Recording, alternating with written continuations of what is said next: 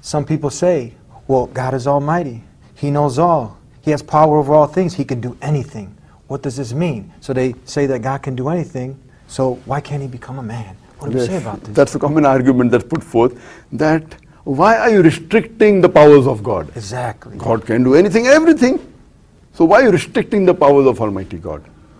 And I tell them, for sake of argument, I agree with you, God can do anything and everything.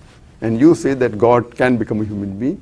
So if I agree with you, God can become a human being, then you have to realize once God becomes a human being, he ceases to be God. You say God can become a human, I have no problem, but he ceases to be God. You cannot say there's a God-man. If you say there's a God-man, God who has become man and has the power of God, it doesn't make sense. Why? Because by definition, God is immortal. Human being is mortal.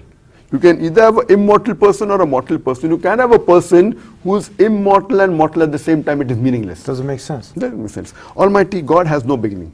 Human beings have a beginning.